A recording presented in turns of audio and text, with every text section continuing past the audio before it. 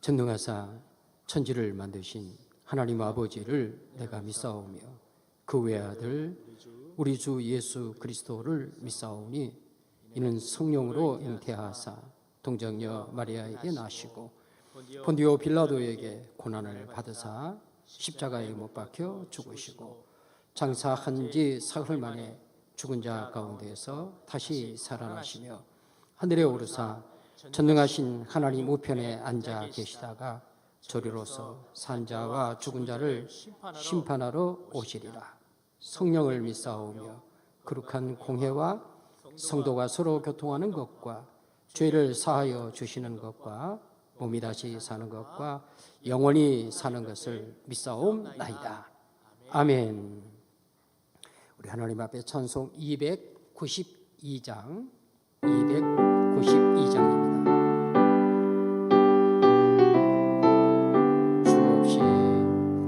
주 없이 살 수 없네 죄인의 구주여 그 귀한 몸의 피로 날 구원하소서 구주의 사랑으로 흘리신 보혈이 내 소망 나의 위로 내 영광 다시 한번 1절 주 없이 살 수 없네 죄인의 구주 그 귀한 몸의 피로 날 구속하소서 그 주의 사랑으로 흘리신 보혈이 내 소망 나의 위로 내 영광 됩니다.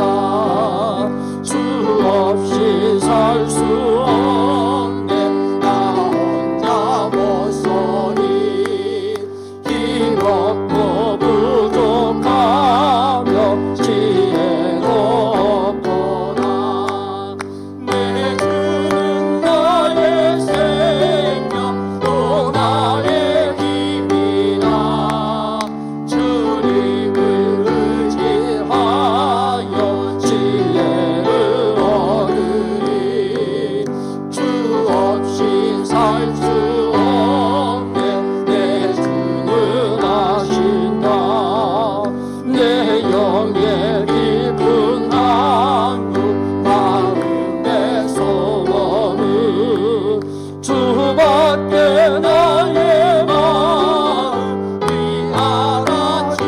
알아주리요 내 마음 위로하사 영원케 하시네 주 없이 살 수 없네 세월이 흐르고 이 깊은 고독 속에 내 생명은 나도 사랑을 풍랑이게 날 지켜주시니 내 곁에 계신 주님 늘 힘이 됩니다.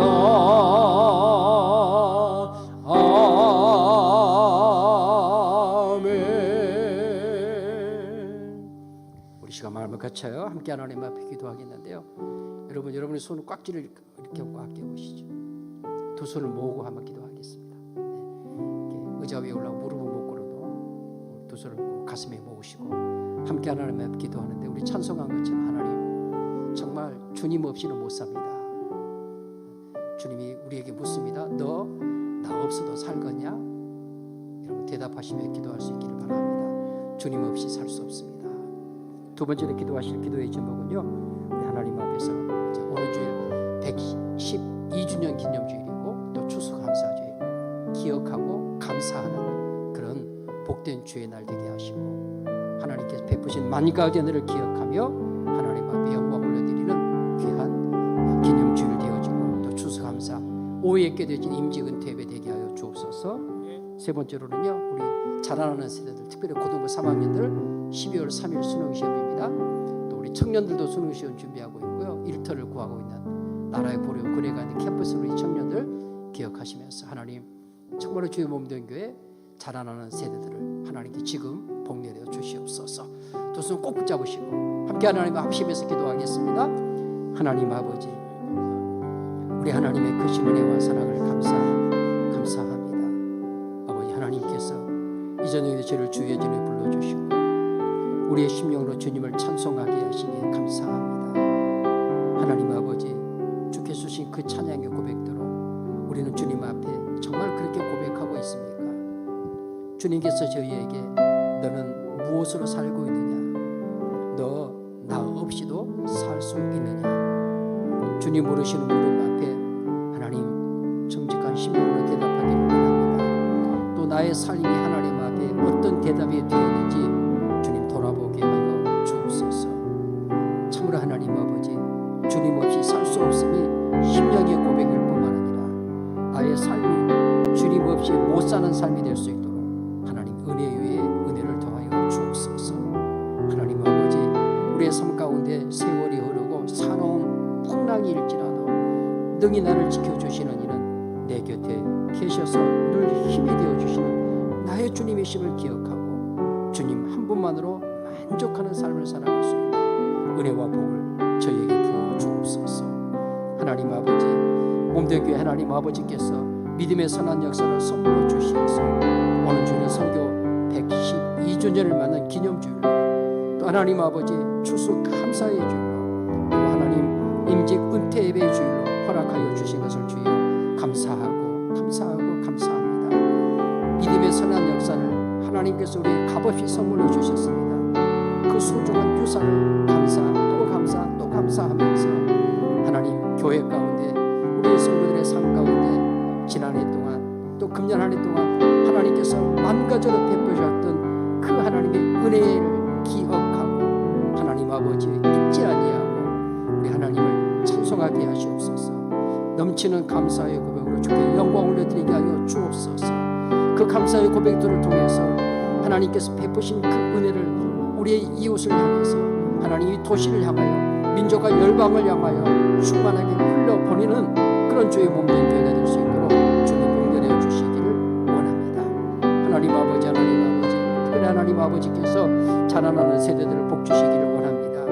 하나님 수능시험을 앞두고 있는 고등부 3학년들 또 청년들 그리고 캠퍼스의 일터에 나라의 분업의 권행을 위해 사는 젊은 청년들 하나님 공견해 주시옵시고 하나님 아버지 몸된 교회가 하나님 나라 다음 세대에 더 힘있게 성장하여 우리 하나님 앞에 기쁨이 되고 영광과 되어줄 수 있는 주님 도와 주옵소서.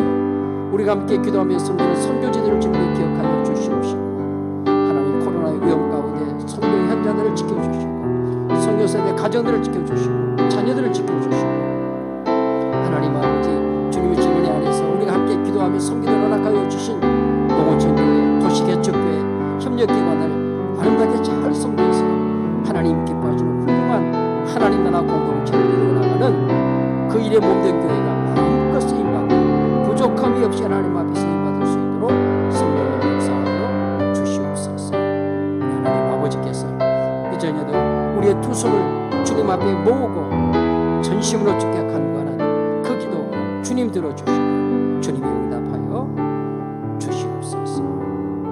믿습니다 하나님 아버지.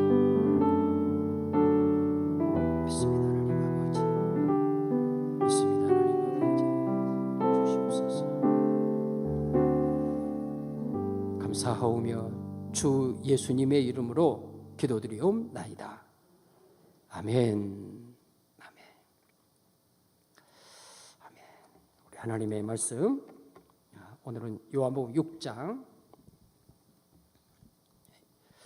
66절부터 71절까지의 말씀, 6장의 말씀 상고할 것이 너무너무 많지만 오늘 6장의 마지막 부분, 마지막 시간 6장 함께 살피도록 그렇게 하겠습니다. 6장의 마지막 부분으로 66절에서 71절 말씀입니다. 우리 말씀 한 절씩 서로 교독하겠습니다. 신약성경 155면 66절부터 71절 말씀 한 절씩 교독합니다. 제가 먼저 봅니다. 66절 그때부터 그의 제자중에서 많은 사람이 떠나가고 다시 그와 함께 다니지 아니하더라. 예수께서 12제자에게 이르시되 너희도 가려느냐? 시몬 베드로가 대답하되 주여 영생의 말씀이 주께 있사오니 우리가 누구에게로 가오리이까? 우리가 주는 하나님의 거룩하신 자인 줄 믿고 알았사옵나이다. 예수께서 대답하시되 내가 너희 12를 택하지 아니하였느냐? 그러나 너희 중에 한 사람은 마귀니라 하시니 이 말씀은 가룟 시몬의 아들 유다를 가리키심이라. 그는 12 중에 하나로 예수를 팔 자라라. 아멘. 교회 소식 먼저 말씀드립니다. 우리 주보에 나와 있는 것처럼 오는 주일, 다음 주일은 우리 추수감사주일이면서 또 교회 설립 112주년 감사주일입니다. 하나님께서 우리에게 믿음의 선한 역사를 값없는 선물로 주신 것을 감사하시고 그런 믿음의 역사를 가진 우리 서현교회를 자랑스러워하시고 또 이웃에게 전하시고 그리고 서현교회 성도인 것을 하나님 앞에 감사하면서 하나님 앞에 110일 기념주를 지키고 또 추수감사주일 하나님께서 기억하고 감사하라는 말씀처럼 하나님 앞에 더 힘껏 어려울 때 더 힘껏 그래서 더 많은 것들을 이웃들에게 흘려보낼 수 있도록 함께 기도해 주시고 참여해 주시기를 바랍니다. 그리고 오후 예배 다음 주일은 저녁 예배 드리지 않고 오후 예배로 드립니다. 오후 4시에 임직 은퇴 예배로 드려지는 것 기억하시고 또 기도해 주시면 감사하겠습니다. 다른 내용들 주보를 참조해 주시길 바라고요. 84차 특별 새벽 기도회가 마쳤습니다. 우리 그 엘리베이터 예배 게시판에다가 개근 또 한 번 이상 참석, 그다음에 성경 완필, 그다음에 또 중간에 기록하다가 멈추셨든지 진행 중 이런 부분들을 표시하도록 했습니다. 그래서 오늘 저녁 예배까지 마칩니다. 오늘 저녁 예배까지 그래서 표시해 주시길 바라고 혹시는 우리 온라인 식구들 지금 수요 예배도 함께하고 계시거든요. 함께하고 계시는데 온라인으로 특별히 새벽기도 함께 하셨던 분들도 출석 체크 다 하셨으리라 생각합니다. 혹시라도 빠지신 분이 계시면 담당 교육자님께로 전화를 해주시기 바랍니다. 와서 오늘 저녁에 표시 못하시면 이렇게 나는 성경을 다 잠언 30일 다 완필했습니다. 아니면 조금 쓰다가 멈췄습니다. 온라인으로 21일 개근했습니다. 개근은 못했지만 함께 했습니다. 이렇게 해서 표시를 해주시면 하나님 앞에 또 기쁨도 되고 영광도 되어질 것입니다. 그렇게 오늘 저녁까지 마감입니다. 그래서 오늘 저녁 지난 다음에 또 연락하시는 것이 이제 무효입니다. 무효. 그래 좀 정해놔야지.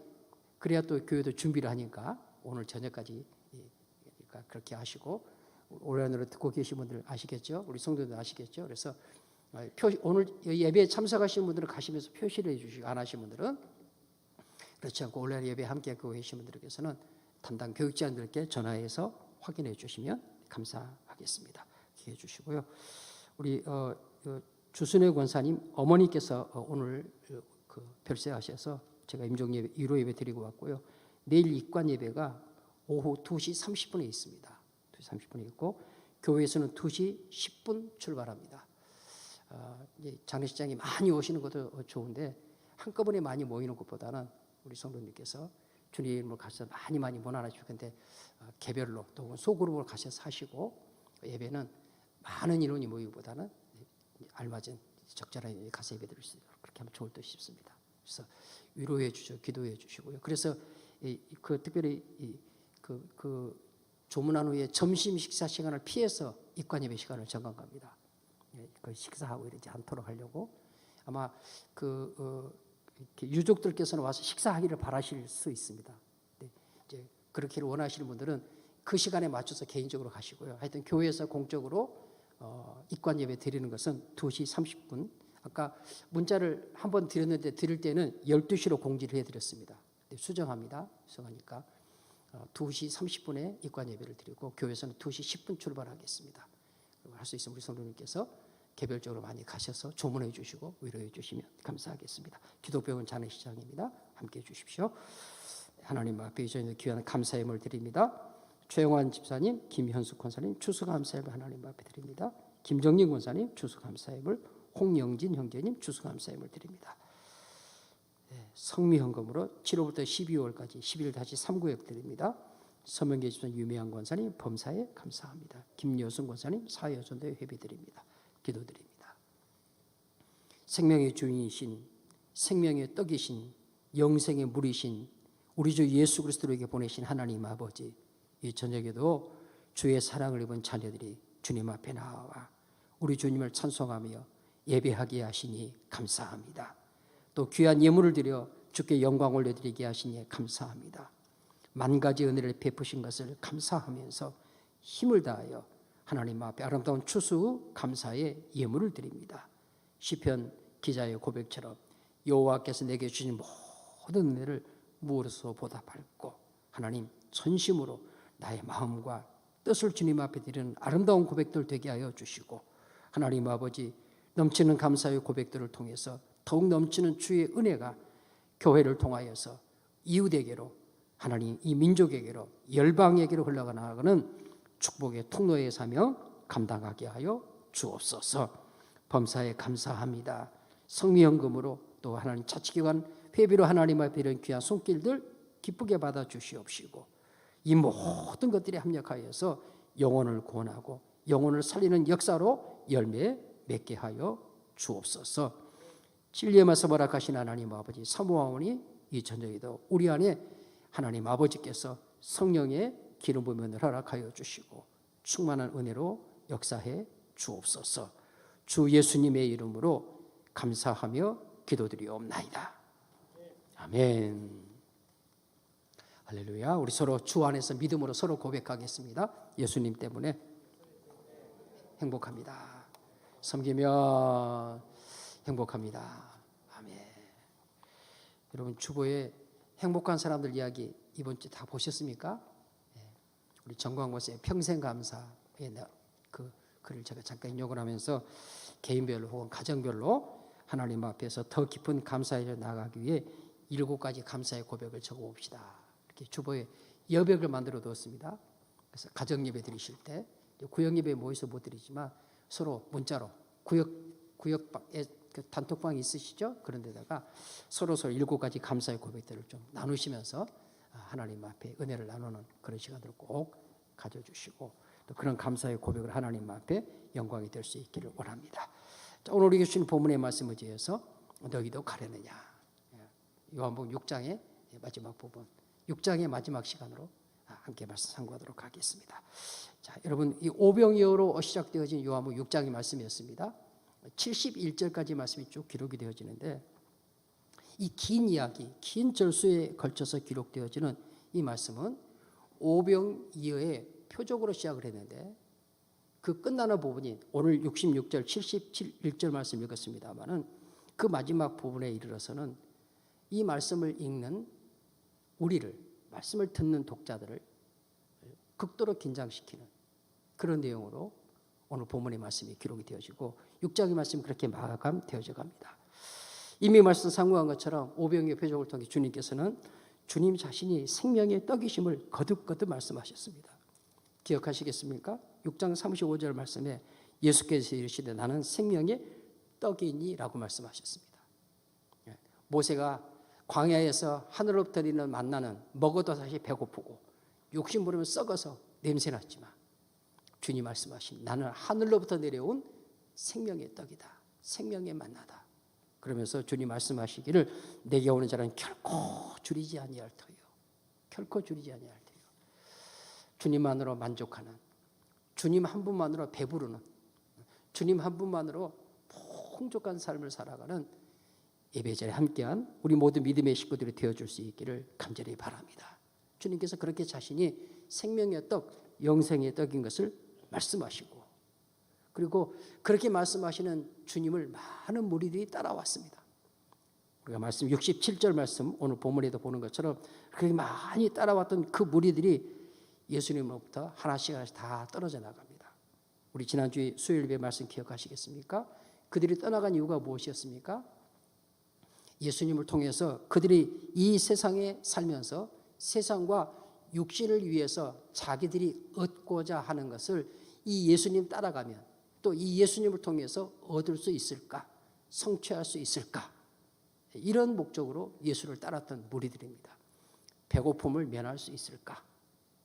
나의 병든 몸을 고침받을 수 있을까? 가정의 문제를 해결할 수 있을까? 사업의 문제가 잘 형통할 수 있을까? 여러분, 우리 하나님 물론 이러한 복을 우리에게 주시는 주님이신 줄로 믿습니다. 그러니까 예수님께서 이미 앞서 우리가 오마보 말씀 살핀 것처럼 하나님의 아들이신 그분이 오셔서 누구도 할 수 없는 하늘의 놀라운 표적들을 행하시지 않습니까? 무리 변화의 포도주 되게 하십니다. 그렇죠? 왕의 신하에 죽은 아들을 살려내시는 역사를 주님이 하시지 않습니까?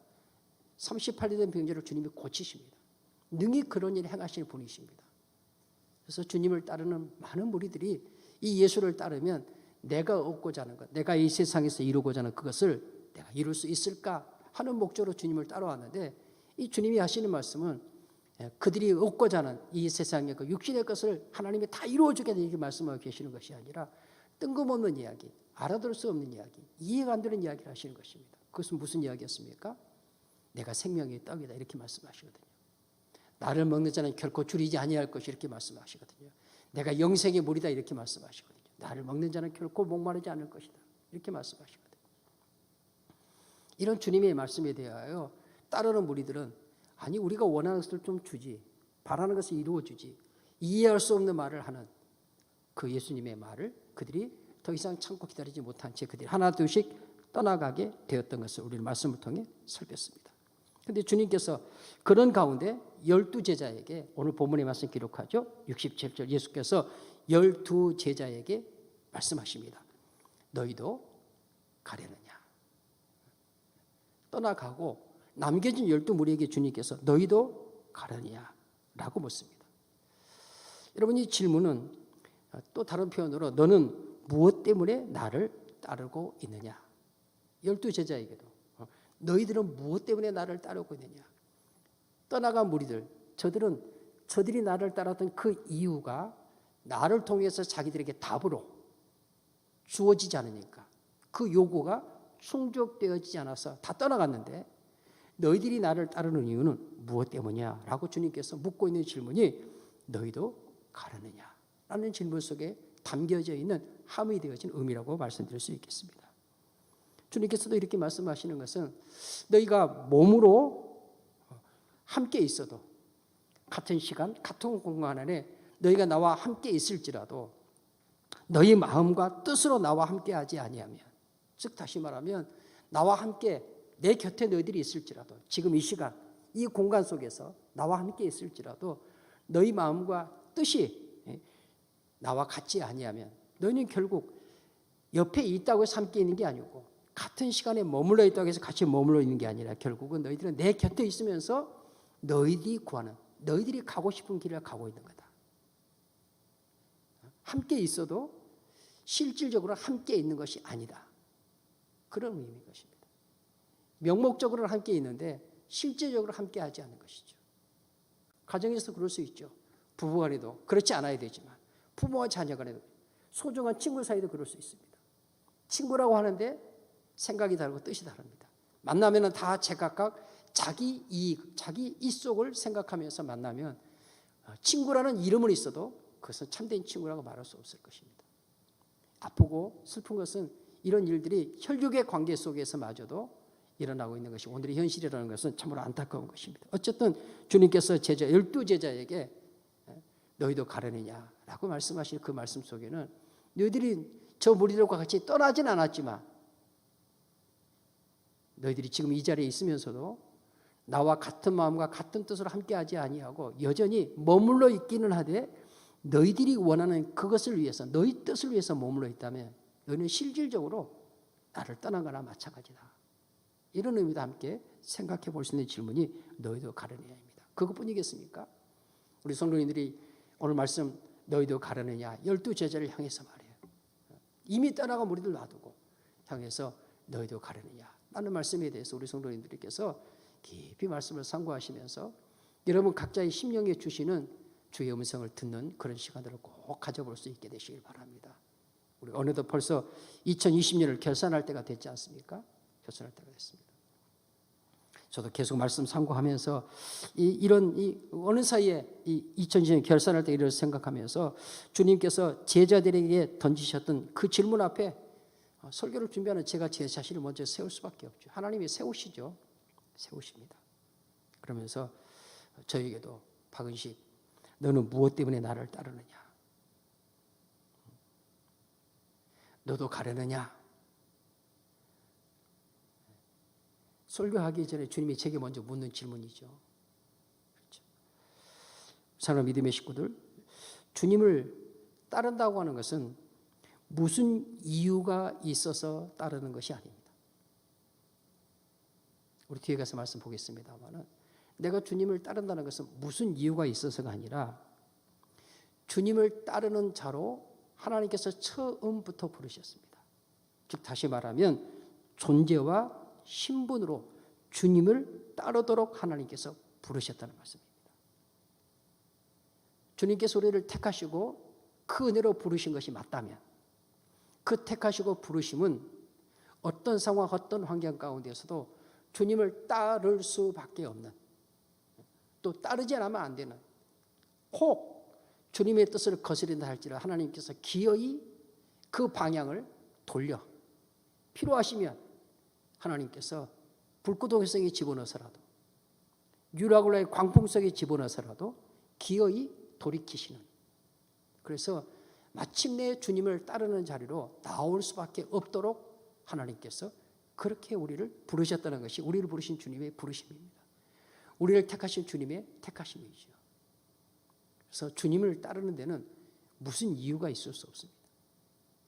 정말로 주님께서 택하시고 부르신 자이면 여러분 주님 따르는 길을 갈 수밖에 없습니다. 아골골짝 빈들도 갈 수밖에 없고, 주께서 또 푸른 초자 맑은 길로 걷게, 이 맑은 물가로 가게 하시면 또 그 길로 걸어갈 수밖에 없는 것이 주님을 따를 수밖에 없는 하나님의 자녀의 신분이고 이 땅에 살아가는 삶의 존재 방식이다 하는 것을 우리 사랑하는 성도들이 깨닫고 믿음으로 고백할 수 있게 되시길 바랍니다. 너는 무엇 때문에 나를 따르느냐, 이 말에 대해서 우리의 대답은 아주 간단하고 분명합니다.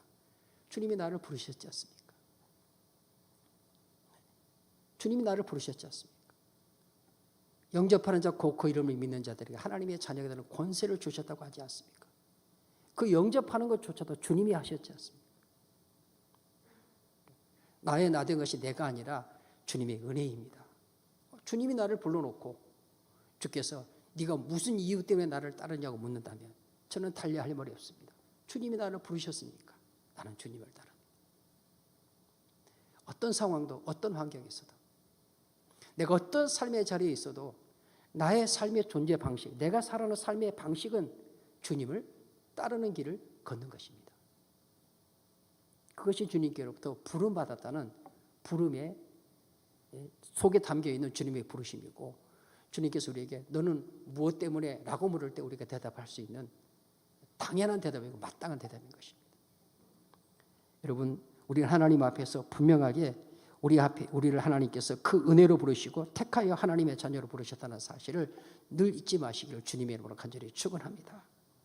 그러면서도 또 한편으로 살펴보는 거죠. 그렇게 내가 너를 나의 자녀로 불렀는데 네가 말한 것처럼 내가 하나님의 자녀니까 당연히 하나님 따라가지요. 고맙다. 너의 신분을 인식하고 너의 존재 방식을 그렇게 고백하니 얼마나 고맙냐. 그런 주님의 말씀 앞에 그러나 또 나 자신을 비춰보고 정말로 내가 하나님의 자녀로 부름받았고 나의 삶 자체가 주님을 따르는 자로서의 삶, 이 존재 방식이죠. 삶의 방식. 그런 삶을 사는 그것 앞에 하나님 앞에 진실로 그러한가.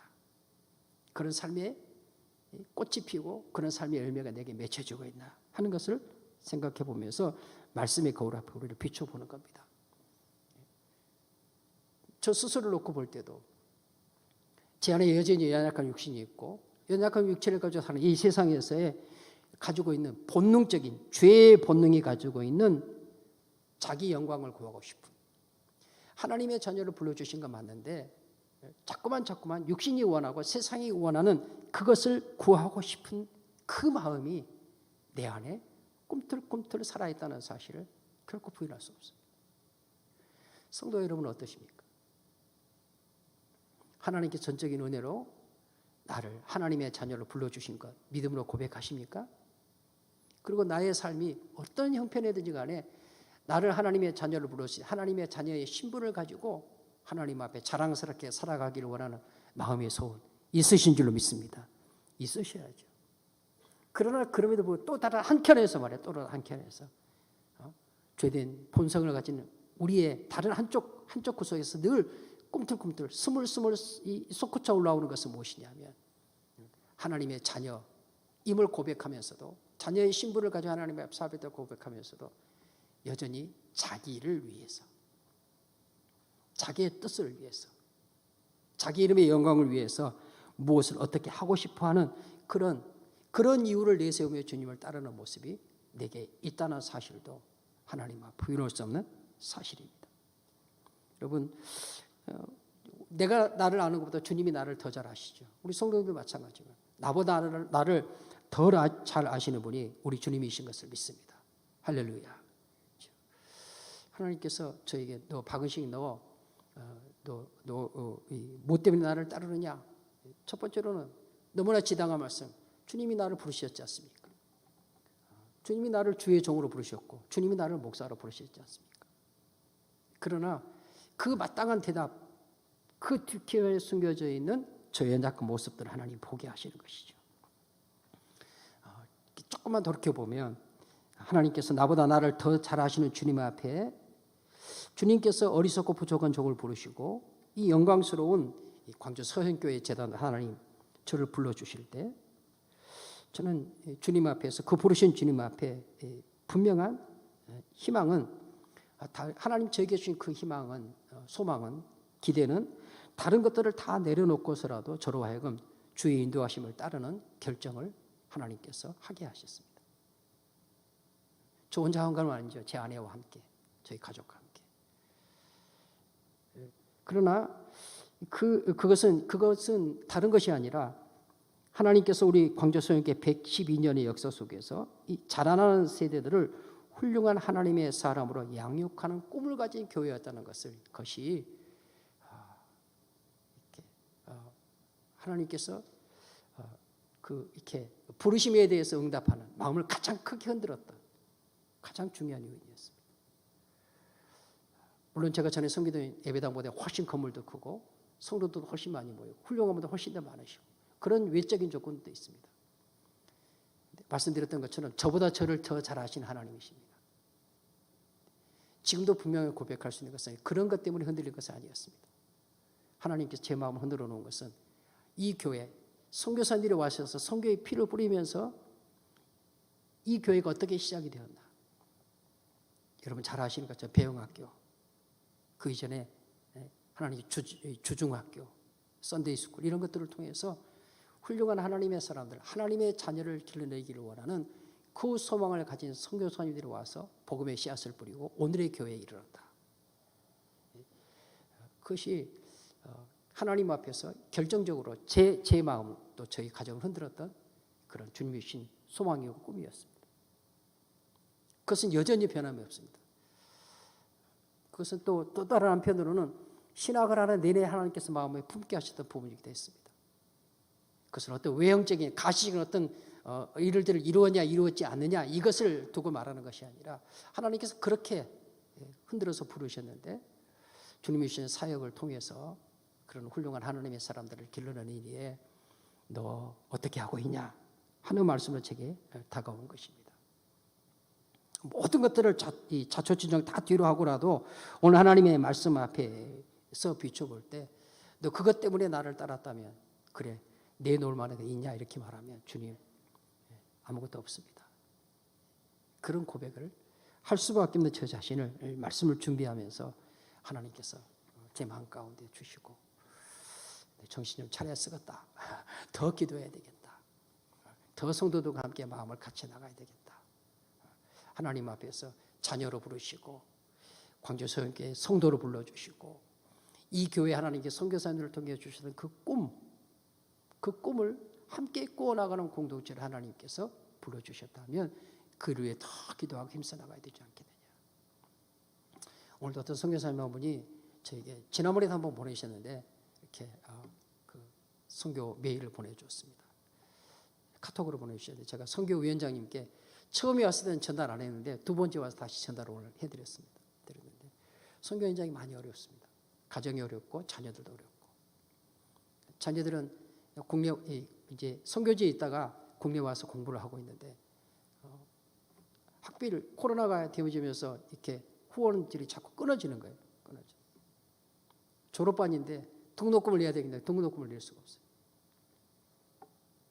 그래서 그렇게 선교 편지를 2번 보내는 것도 여간 쉽지 않으라고 생각합니다. 입장을 바꾸는 거 생각해 보니까 그 한마디를 꺼내기가 얼마나 어려웠을까, 얼마나 쉽지 않았을까 이런 생각이 드는 거예요. 그러면서 하나님 앞에서 우리 교회가 선교사님들의 어찌됐든 하나님께서 선교사님들의 그 사랑과 순교의 희생을 통해서 이 아름다운 교회를 오늘에 이르게 하셨는데 우리는 그 부분에서 하나님 앞에 크게 비치고 있는 교회다. 크게 비치는 교회. 우리 각자가 그래서 이런 사랑의 빚을 하나님 앞에 갚아 나가고 특별히 우리에게 함께 섬겨 나가도록 하게 선교 공동체 우리가 함께 섬기는 해외 선교지들 도시 개척의 미자립교회 협력기관들 잘 섬겨서 하나님께 주신 이 하나님 나라 아름다운 공동체를 잘 섬겨갈 수 있는 그런 교회가 되어야 되겠다 하는 것을 다시 한번 하나님 앞에 고백하고 다짐하는 또 기도를 드리는 그런 시간을 가졌습니다. 우리 사랑하는 성도님들 우리는 어떤 경우 여한 경우에도 주의 종은 여러분 주님께서 나를 부르셨다는 그 부르심 앞에 늘 있어야 합니다. 그것은 제가 제 아내에게도 입버릇처럼 하는 이야기이기도 하고 또 저희 교육자들에게도 입버릇처럼 하는 이야기입니다. 목사의 존재 이유가 뭐냐? 하나님이 나를 주의 종으로 부르셨으면 주의 종의 존재 이유는 뭐냐? 그것은 하나님 앞에서 교회를 위해 주님의 몸인 교회를 위해 존재하고 먼저는 나를 부르신 하나님 앞에서이고 두 번째로는 주님의 몸인 교회를 위해서 그리고 성도들을 위해서 존재하는 것이 목사가 존재하는 이유다. 사역자가 존재하는 이유다. 제 아내에게는 우리 가정이 하나님께서 불러주신 그 부르심의 이유다. 그러니까 더 기도하고 제 아내에게도 이야기하죠. 그러니까 더 엎드리고 그러니까 더 성도들 주 안에서 섬기고 위하여 기도해야 되지 않겠느냐. 이런 이야기 함께 나누곤 합니다.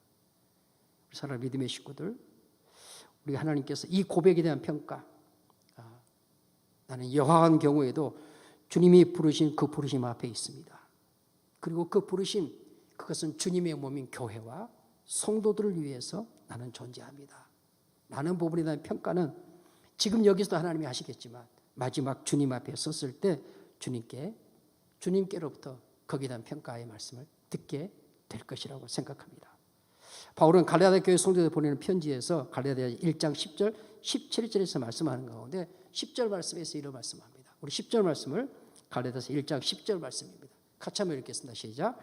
이제 내가 사람들에게 좋게 하랴 하나님께 좋게 하랴 사람들에게 기쁨을 구하랴 내가 지금까지 사람의 기쁨을 구하였다면 그리스도의 종이 아니니라. 바울도 우리와 똑같이 육체의 성정을 가진 육신을 가진 사람입니다. 춥고 헐벗고 매맞으며 고통당했습니다. 멸시당하고 무시당했습니다. 그가 로마의 시민권으로 자기 방패를 삼았더라면 인생을 훨씬 멋지게 살았을 것입니다. 히브리 인정의 히브리인으로 살았더라면 모든 유대인들이 존경받으며 살았을 것입니다.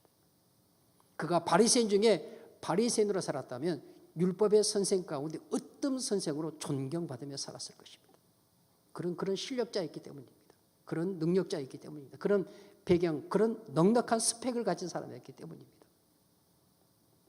그러나 그는 그를 부르신 주님 앞에 담에색에서 거꾸러집니다. 주님이 부르신 부르심 앞에 서는 거죠. 주님이 그렇게 세우시는 거예요. 그렇게 세움을 입은 다음 주님께서 내가 너를 이방인의 사도로 내가 너를 쓰겠다. 이방인도 내가 구원할 내 백성이다.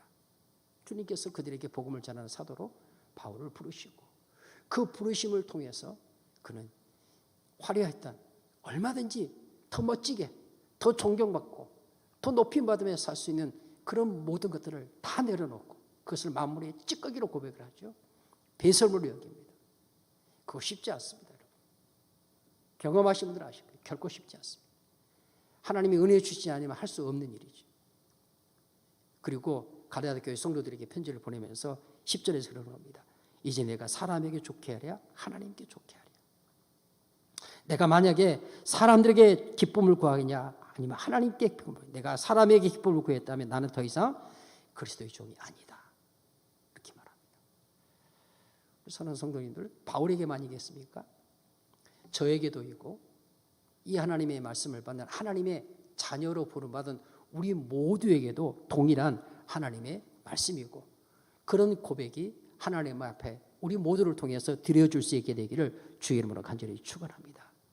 그 길이 쉽지 않고 간단하지 않았다는 것을 보여주는 한 구절 말씀 13절 말씀에 보면 이렇게 기록하죠. 내가 이전에 유대교회에 있을 때 행한 일을 너희가 들었거니와 하나님의 교회를 심히 박해하여 멸하고, 교회를 박해하고 믿는 자들을 잔해하는 일 앞장섰던 사람이에요. 그런데 이제는 도리어 그가 십자가를 위해서, 주님이 부르신 그 부르심의 일을 위해서 수없이 고난을 당하고 실어 버림받음을 당하고 옥에 갇히고 매맞고 헐벗고 기꺼이 그럴 수 있었던 것은 그의 삶이 사람에게 기쁨을 구하는 삶이 아니라 하나님께 기쁨을 구하는 삶이었기 때문에. 우리 사랑하는 믿음의 식구들, 우리는 하나님 앞에서 하나님의 자녀로 부름받은 자들입니다. 하나님의 자녀의 신분으로 세상을 살아가야 할 마땅한 자들입니다. 바울의 고백을 통해서 그렇게 살아간다는 게 뭐냐라고 말할 때 하나님의 기쁨을 구하며 살아가는 삶. 하나님의 기쁨을 구하며 살아가는 삶. 무엇이 하나님의 기쁨이지는 하나님께서 주의 진리의 말씀을 통해서 우리에게 풍성히 가르치고 계시고, 저와 여러분의 가시는 성령 하나님께서 때마다 일마다 깨우쳐서 그것이 과연 하나님의 기쁨이 되는지 아닌지를 분별하게 하는 은혜를 베푸시죠. 바울이 디모데에게 편지를 보내는 말씀에 디모데후서 4장 1절 8절까지의 말씀에서도 1절 말씀이 이렇게 기록을 해요. 같이 한번 읽겠습니다. 1절 말씀입니다. 다 같이. 하나님 앞과 살아있는 자와 죽은 자를 심판하실 그리스도 예수 앞에서 그가 나타나실 것과 그의 나라를 두고 엄히 명하노니. 바울이 믿음의 아들이 일컫은 디모데에게 편지를 보내면서 4장 1절에서 그러는 거예요. 디모데야, 내가 그런 것처럼 너도 그렇고 너도 그런 것처럼 나도 그러는데, 첫 번째 나는 하나님 앞에 있다. 그래서 1절 말씀에 하나님 앞과 이렇게 말씀합니다. 두 번째는 뭐예요? 살아있는 자와, 세 번째는 뭐예요? 죽은 자를 심판하실 그리스도 예수 앞에서 그렇게 말합니다. 하나님 앞에 산 자와 죽은 자를 심판하실 예수님 앞에, 예수 그리스도 앞에 나도 서 있고 너도 서 있으리라. 이 말씀이 무슨 말씀이겠습니까? 자녀로 부름받고 자녀의 신분을 가지고 이 세상을 살아가는 삶, 하나님 앞에서의 삶이라는 말입니다. 산 자와 죽은 자를 심판하실 예수 그리스도 앞에서의 삶이라는 것이죠. 그리고 그가 나타나실 것과 그의 나라를 두고 엄히 명하노니 이렇게 말씀합니다. 엄히 명하노니 너는 말씀을 전하라. 때를 얻든지 못 얻든지 항상 힘쓰라. 범사의 오래 참음과 가르침으로 경책하며 경계하며 권하라. 쭉 말씀을 기록해 가는 겁니다. 사랑하는 믿음의 식구들, 우리 주님께서 12 제자에게 너희도 가려느냐, 이 질문, 우리가 할 수 있는 대답, 마땅한 대답은 무엇입니까? 그럼요, 저는 어디 안 갑니다. 왜? 나는 주님이 불렀으니까요. 나는 주님의 자녀니까요. 내가 주님의 자녀로 사는 것은 너무나 당연하니까요. 마땅한 것이니까요. 그러나 내 안에 연약함이 있다는 것 주님이 아시니까 주님 앞에 부끄러울 것 없이 고백해야 되겠고, 그러면서도 하나님의 말씀으로 자꾸 고쳐 세워야죠. 자꾸 나를 새롭게 세워야죠. 어떻게? 하나님 앞에 기쁨이 되는, 하나님 앞과 죽은 자와 산 자를 심판하실 하나님 앞에서 다시 오시겠다고 약속하신 그 주님 앞에서 나의 삶을 끊임없이 두렵고 떨리며 경주해 가야 하겠다. 이런 성령이 우리를 교훈하시고 깨닫게 하시는, 그리고 그 깨닫게 하심을 따라 살아가는 은혜가 우리 가운데 반드시 있어야 하고 있을 수밖에 없는 것이 하나님의 자녀로 부름받은 자의 삶이라는 사실을 함께 고백할 수 있게 되시기를 간절히 바랍니다. 주님께서 너희도 가려느냐고 질문하시는 이 질문은 너희는 무엇 때문에 나를 따르느냐고 묻는 주님의 질문이며, 동시에 그 주님의 질문 앞에 날마다 순간마다 나를 살피고 나를 경책하지만 안 된다는 다짐의 기도를 하나님 앞에 늘 깨어 드릴 수 있게 되시기를 주님의 이름으로 간절히 바랍니다. 오늘 말씀 살펴보는 부분인데요. 더 중요한 부분이에요. 그런데 말이에요. 그 다음 말씀이에요. 너희도 가라니 이렇게 물으시던 주님께서 베드로가 그렇게 대답하지 않습니까? 68절에 시몬 베드로가 대답하되 주의 영생의 말씀이 주께 있사오니 우리 누구에게로 가겠습니까? 누구에게로 가오리까? 우리가 주는 하나님의 거룩하신 줄을 알고 믿사옵나이다. 어디로 가겠습니까? 근데 주님께서 그 다음에 이런 말씀하셔요. 70절 말씀 같이 읽어보실까요? 70절 말씀. 70절 다 같이 한번 읽습니다. 시작. 예수께서 대답하시되 내가 너희 12를 택하지 아니하였느냐? 그러나 너희 중에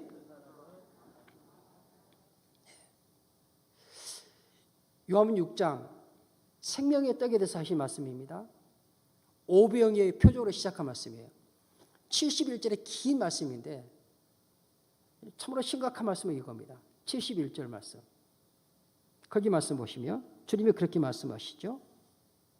이 말씀은 70절 예수께서 대답하시되 내가 너희 12를 택하지 아니하였느냐? 그러나 너희 중에 한 사람은 마귀니라. 이렇게 말씀하십니다. 쓱 지나갈 수 있는 말씀입니까? 아니면 그 말씀이 여러분을 긴장시킵니까? 이런 말씀을 통해 보시는 것처럼 주님께서 시몬 베드로의 대답을 들으신 후에 이렇게 말씀하시는 말씀 70절 말씀에 기록이 되는 겁니다. 이 말씀은요. 복음서 마태복음, 마가복음, 요한복음에서 이 내용이 함께 말씀 가운데 기록이 되어지는데 주님께서 마지막 유월절 만찬을 통해서 하시는 말씀 가운데 마태복음 26장 19절 23절 말씀에 가면 제자들이 예수께서 시키신 대로 하여 유월절을 준비하였더라. 저물 때 예수께서 12제자와 함께 앉으셨더니 그들이 먹을 때에 이르시되 내가 진실로 너희에게 이르노니 너희 중에 한 사람이 나를 팔리라. 예수님 마지막 유월절 만찬 자리인다 그렇죠. 너희 중에 한 사람이 나를 팔리라 하시니 그들이 몹시 근심하여 각각 여짜오되 그 다음 말씀이에요. 주여 나는 아니지요. 이렇게 대답합니다. 23절에 주님이 대답하시죠. 대답하여 이르시되 나와 함께 그릇에 손을 넣는 그가 나를 팔리라. 무슨 말씀입니까? 그 12를 택하였는데 그 12 중에 한 사람은 오늘 요한의 말씀 속에서는 마귀니라 이렇게 말씀하고 있고 주님은 그가 누구인가를 이미 아시는 거죠. 그래서 성경 말씀 속에서 마태복음 26장 23절 말씀에서 대답하시되 나와 함께 그리스도의 손을 넣는 그가 나를 팔리라고 말씀하고 있습니다. 떠나간 많은 무리 중에 하나가 아닙니다. 12 중에 하나 그렇게 말씀하고 있습니다. 여러분 주님께서 그 12 중에 하나인 그가 누구인지를 우리는 말씀을 통해서 알고 있습니다. 바로 가룟 유다죠. 이 가룟 유다를 그렇게 해서 마귀라고 말씀하시고 근데 주님께서 그 유다가 마귀인 줄 알면서 왜 택하셨을까 하는 것입니다. 왜 부르셨을까 하는 것이죠.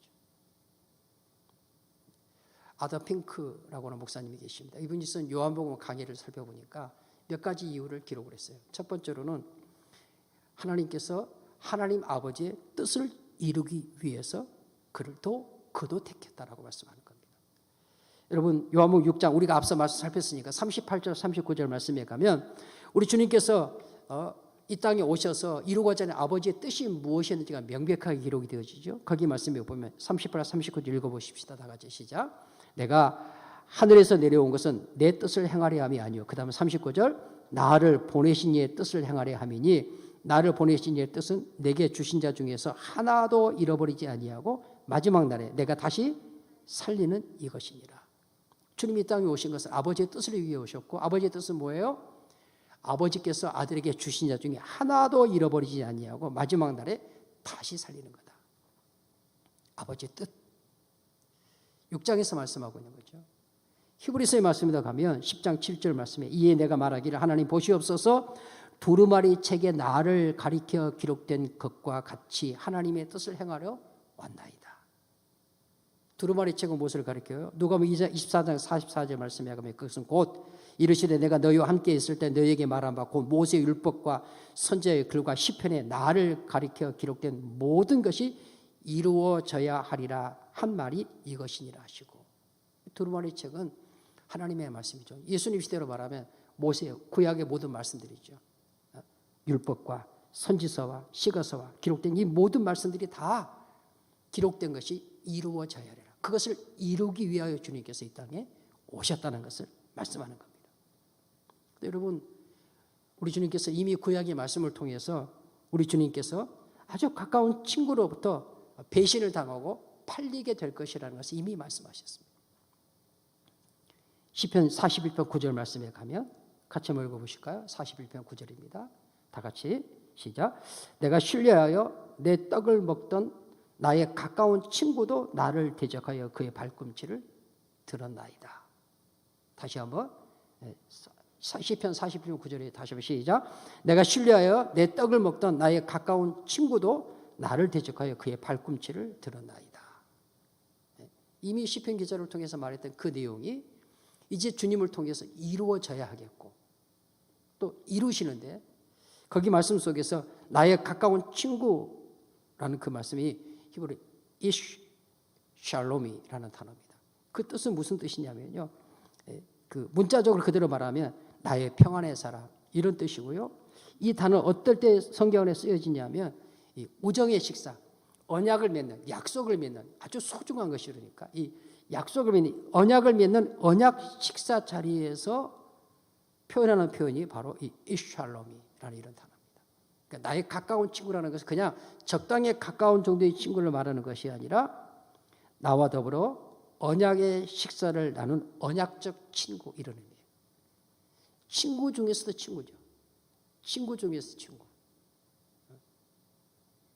단순히 음식을 나누는 정도가 아니라 그 음식을 통해 서로가 약속을 다짐하는 이런 식사를 함께 하는 그런 친구. 이런 표현이 말씀 속에서 나의 가까운 친구라는 단어의 의미입니다. 주님은 이미 시편 기자의 말씀을 통해 그렇게 주님께 아주 가까이 있는 주님이 친구라고 부르고 주님의 친구 되었던 그가 주님을 대적하여 그의 발꿈치를 들게 될 거다. 그 발꿈치를 든다는 말도 단어를 그대로 직역하면요. 그가 그의 발로 그를 밟았다 이런 뜻입니다. 다시 말하면 친구가 다른 친구 언약의 맺을 약속 맹세하며 서로 약속한 그 친구가 그렇게 맹세는 언제 잊어버리고 자기의 발로 다른 한 친구를 발로 밟았다 이런 뜻입니다. 이 말씀을 시편의 말씀을 인용해서 말씀을 통해 살필 수 있는 것은 여러분 바로 그렇게 자기를 친구 삼아 주었던 그 친구를 자기의 발로 밟아버리는 친구를 멀리 있는 친구가 아니라 아주 가까운 친구일 것이다 라는 것을 말씀해 주고 그는 바로 누구인가 그럴 때 성경을 통해 증거받는 것처럼 바로 가룟 유다인 것을 알 수 있습니다. 그렇게 하신 것은 하나님께서 말씀을 통해서 두루마리 책에 기록된 내용들을 다 이루시기 위하여. 두 번째 아담 핑크 목사님 그의 요한복음 강의에서 이야기하는 것은 그리스도께서 도덕적 완전성, 주님이 이 세상에서 완전한 사람으로 오셨기 때문에 완전한 사람으로 오셨으면서도 도무지 흠을 찾을 수 없는 분이라는 사실을 드러내기 위해서다. 가룟 유다는 예수님 공생의 돈에 가장 가까이 있었던 측근 중의 측근입니다. 재정을 맡았던 돈 괴를 맡았던 사람이니까요. 가장 가까이 있어요. 성경이 왜 가룟 유다를 돈 괴를 맡은 자라고 소개할까요? 사람의 마음에 가장 끌리기 쉬운 데가 어디입니까? 가장 큰 유혹이 무엇입니까? 저도 여러분들 이 세상에서 가장 큰 유혹이 무엇입니까? 예수님께서 오죽했으면 두 주인을 섬길 수 없다고 말씀하면서 하나님과 재물을 겸하여 섬길 수 없다고 말씀했겠습니까? 돈은 사람의 주인 노릇합니다. 주인의 자리에 오르려고 하죠. 그래서 하나님 없는 이 세상은 돈이 주인입니다. 그렇죠? 하나님을 믿는 하나님의 자녀인 우리에게도 돈이 주인 행세를 하고 있는 삶의 순간들이 너무나 많습니까? 그것 때문에 슬퍼하고 그것 때문에 기뻐하고 그것 때문에 좌절하고 그것 때문에 절망하고 그것 때문에 분내고 그것 때문에 잠 못 이루고 그것이 내 주인이 나의 상전저도 아예 주인이 되었어요. 그것이 나의 삶의 희노애락을 다 다스리고 있습니다. 믿지 않는 자 말할 것도 없고 믿는 자들 역시 마찬가지예요. 주님께서 두 주인을 섬길 수 없다고 말씀하실 만큼 재물의 유혹은 큰 것입니다. 가룟 유다가 그거 맡았습니다.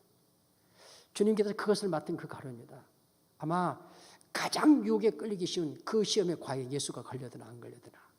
성경이 그걸 기록하고 있지는 않지만 목사가 당할 수 있는, 빠질 수 있는 우리 돌아가신 정교 목사님께서 3가지 말씀이 있습니다. 첫 번째는 여자 조심, 두 번째는 명예 조심, 세 번째는 돈 조심, 물질 조심. 첫 번째 여자 조심. 저 너무 가까이 오지 마세요. 두 번째는 명예 조심. 헛된 세상의 명예에 추구하지 마라. 세 번째는 물질의 유혹에 빠지는 돈 조심하라. 돈 조심하라. 하나님의 말씀입니다. 어르신의 말씀이기도 하면서 하나님의 말씀이죠. 바로 그 현장에 누가 있냐? 그것을 가장 가까이서 볼 수 있는 사람이 가룟 유다입니다.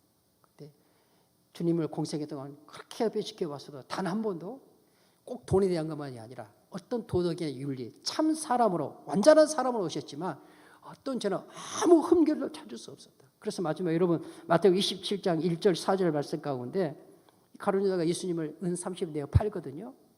그리고 스스로 깨닫고 나중에 찾아가서 다시 돌려주려고 하는데 그때 이렇게 말합니다. 4절 말씀에 보면 27장 4절에 그렇게 말합니다.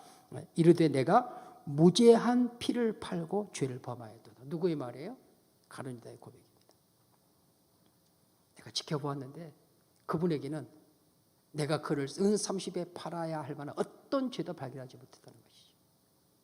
그래서 가장 가까이서 주님을 지켜보는 그 가룟 유다의 고백을 통해서 주님은 무죄한 자, 아무 흠결이 없는 분이라는 사실을 드러내게 하셨다. 그런 의미에서 하나님 또 가룟 유다 이렇게 말씀하고 있는 것 설명을 통해 볼 수 있었고요. 한 가지 더 말씀드려보면은 주님께서 그를 택하신 이유가 무엇일까? 그럴 때 유다를 그 곁에 두신 것은 죄가 얼마나 흉악한 것인가, 그 죄가 얼마나 흉악한가를 폭로하고 그러한 죄에 빠진 사람들을 엄히 경고하려 하심이었다. 이렇게 설명하고 있었습니다. 여러분, 유다는 주님과 가장 가까이서 주님과 교제를 누렸던 사람입니다. 공생의 내내 동안. 또 주님과 함께 마시던 자리에서 함께 마셨고, 그렇죠. 주님께서 행하시는 모든 자리에 그는 함께 있으면서 주님 의심 없는, 주님을 따르는 모든 제자들로부터 조금 더 의심할 것이 없는 주님을 따르는 진정한 제자처럼 보였습니다. 다른 제자들 가족도 버리고 재산도 버리고 주님을 따랐습니다. 마태복음 10장 1절 4절 말씀에 보면 다른 12제자들이 그랬던 것처럼 전도 나가서 귀신도 내어 쫓고 권능도 행하였고 복음도 전했습니다. 다른 12제자들과 함께 말이에요. 심지어 6월절 만찬에 지금 함께하고 있고요. 주님께서 마지막 6월절 만찬에서 수건을 허리에 두시고 제자들의 발을 씻길 때에 발을 씻기시는 주님의 그 손에 자기의 발을 내어 맡겼던 그가 가룟 유다였습니다. 그러나 아무도 그의 정체를 몰랐습니다. 아무도 그의 정체를 그렇게 신실하게 재정관리를 잘하고 그렇게 신실하게 주님 곁에 머물러 있고 그렇게 신실하게 주님과 함께 동행하고 주님 이런 말씀들을 통해서 우리가 다 아는 것처럼 정말 한 길의 사람 속 모른다.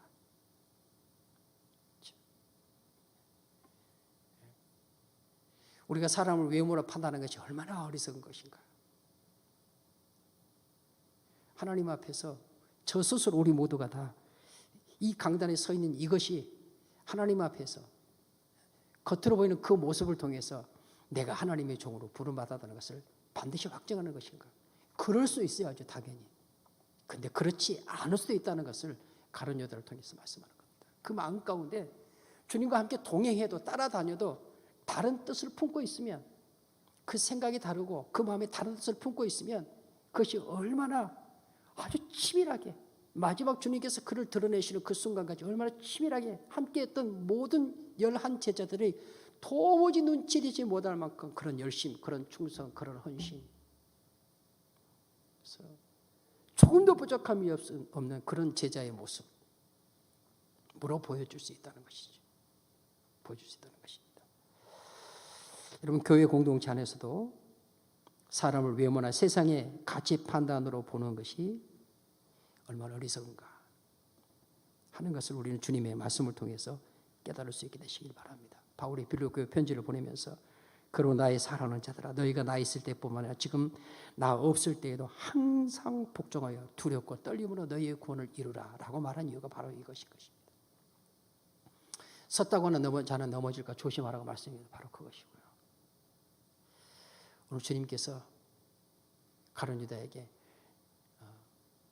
70절 말씀에서 기록하고 있는 것처럼 너희 중 한 사람만 마귀니라 라고 말씀하시는 이 주님의 말씀이 우리 성도들이 어떻게 들려지실 수 있겠습니까? 주님께서 너희도 가려느냐고 말씀하시는데 여러분, 주님을 떠나 어디로 가시겠습니까? 찬송하셨습니다. 주 없이 살 수 없네, 죄인의 구주여. 기억하십시오. 주님이 우리를 부르신 그 부르심의 뜻은 분명합니다. 하나님의 자녀로 살고 그 자녀됨의 삶을 통해서 하나님의 기쁨 되게 하시려고, 하나님의 영광 되게 하시려고. 그래서 또 한편으로 이 긴 요한복음 6장 생명의 떡에 대해서 말씀하시는 그 끝자락 70절 71절에 와서 너희 중에 하나는 마귀니라 라고 말씀하시는 그 주님의 말씀 앞에 우리는 또 두려워 떨림으로 서야 되는 것이죠. 그래서 우리의 마음에 주인으로 계신 주님, 왕으로 계신 주님, 우리를 통해서 그의 기뻐하신 뜻을 이루기를 원하시는 그 주님을 하나님 앞에 부지런히 찾고 구하는, 여러분 마지막 고린도서 1장 22절 24절 말씀, 바울이 이런 말씀합니다. 유대인은 표적을 구하고 헬라인은 지혜를 찾으나, 그 다음 같이 읽으실까? 23절 시작. 우리는 십자가에 못 박힌 그리스도를 전하니 유대인은 거리끼는 것이요 이방인은 미련한 것이로되. 24절 오직 부르심을 받은 자들에게는 유대인이나 헬라인이나 그리스도는 하나님의 능력이요 하나님의 지혜니라.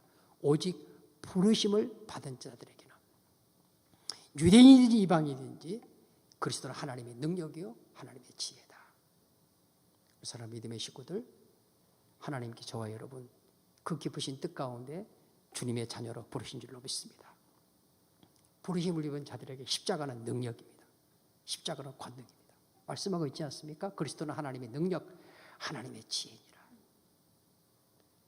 교회로 신자로서의 삶을 하나님 앞에 고백해 하시면서 십자가 자랑하며 사시기를 주의 이름으로 간절히 축원합니다. 십자가를 기뻐하십시오. 멀리 하려고 하지 마. 십자가를 틀어 잡으십시오. 그 앞에 무릎 꿇으십시오. 그 십자가로 인하여서 영광을 누리십시오. 그 십자가로 인해 소망을 튼튼히 하십시오. 그럴 때 그 십자가가 내게 능력이 되고 내게 하나님의 지혜가 된다는 사실을 아시길 바랍니다. 우리 모든 믿음의 가족들이 하나님 앞에서 그 십자가를 통하여서, 생명의 떡인 십자가를 통해서 하나님의 능력, 하나님의 지혜, 하나님의 권능으로서의 삶을 복 있게 누려가는 우리 성도님들이 되어지고 몸된 교회가 될 수 있기를 주님의 이름으로 간절히 축원합니다. 축원합니다. 기도하겠습니다. 말씀을 주신 주님 감사합니다. 아멘으로 받사오니 은혜 위에 은혜로 더하여 주옵소서. 주 예수님의 이름으로 기도드리옵나이다. 아멘. 우리 구주 예수 그리스도의 은혜와 아버지 하나님의 사랑하심과 성령의 충만하신 은혜가, 아멘, 아멘하는 모든 주의 권속들 위해 영원토록 함께 하시옵기를 간절히 축원하옵나이다. 아멘.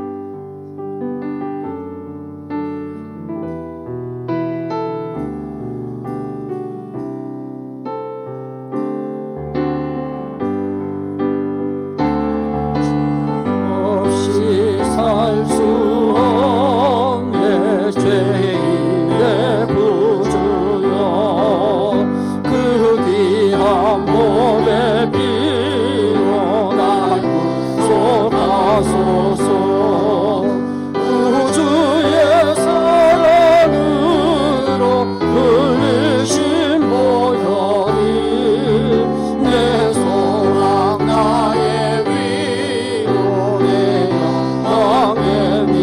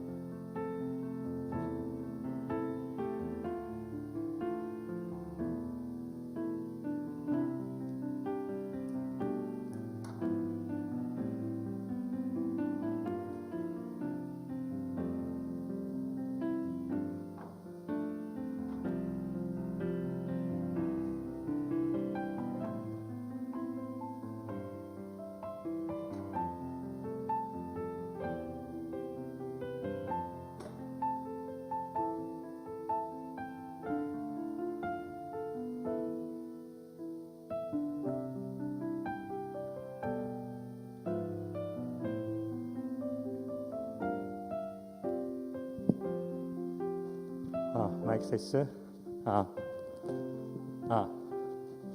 마이크 테스트. 하나 둘 셋. 하나 둘 셋.